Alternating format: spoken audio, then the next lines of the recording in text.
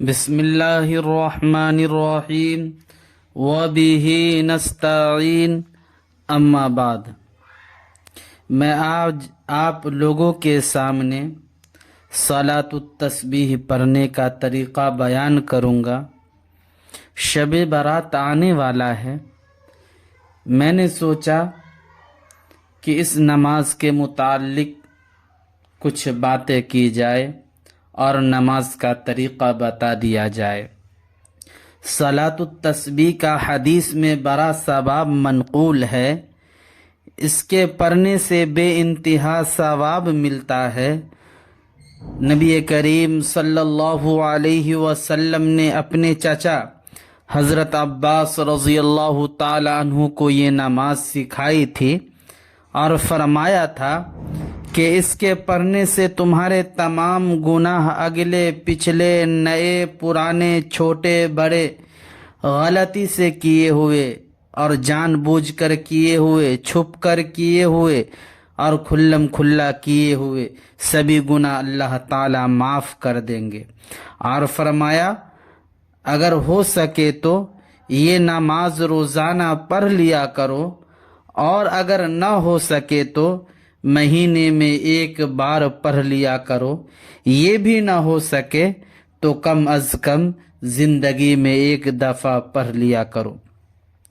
سب سے پہلے نیت کریں گے، دل میں ارادہ کریں گے کہ میں نیت کرتا ہوں یا کرتی ہوں 4 رکعت صلاۃ التسبیح کی جو نفل ہے، میرا رخ کعبہ شریف کی طرف اللہ اکبر کہہ کے نیت باندھ کر سب سے پہلے ثنا پڑھیں گے، سبحانک اللہم و بحمدک و تبارک اسمک و تعالی جدک و لا الہ غیرک۔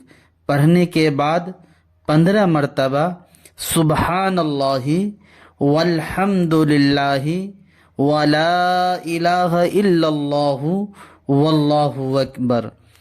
اس کے بعد اعوذ باللہ من الشیطان الرجیم، بسم اللہ الرحمن الرحیم، سورہ فاتحہ، اس کے ساتھ کوئی سورہ ملائیں گے۔ رکوع میں جانے سے پہلے 10 بار اسی کلمے کو پڑھیں گے۔ رکوع میں جانے کے بعد، رکوع کی تسبیح پڑھنے کے بعد، یعنی سبحان ربی العظیم پڑھنے کے بعد اسی کلمے کو 10 بار پڑھیں گے۔ پھر رکوع سے اٹھنے کے بعد 10 بار اسی کلمے کو پڑھیں گے۔ پھر سجدے میں جائیں گے، سجدے کی تسبیح پڑھنے کے بعد 10 مرتبہ پڑھیں گے اسی کلمے کو۔ سجدے سے اٹھیں گے تو 10 مرتبہ پڑھیں گے اسی کلمے کو۔ دوسرے سجدے میں جائیں گے، سجدے کی تسبیح پڑھیں گے۔ سجدے کی تسبیح پڑھنے کے بعد 10 مرتبہ اسی کلمے کو پڑھیں گے۔ ایک رکعت میں اس کلمے کی تعداد 75 ہو جائے گی۔ دوسری رکعت کے لیے کھڑے ہوں گے تو سب سے پہلے 15 مرتبہ پڑھیں گے اسی کلمے کو، یعنی سبحان اللہ والحمد للہ ولا الہ الا اللہ واللہ اکبر۔ اس کو پڑھنے کے بعد بسم اللہ الرحمن الرحیم، سورہ فاتحہ، سورہ ملانے کے بعد رکوع میں جانے سے پہلے اسی کلمے کو پڑھیں گے 10 بار۔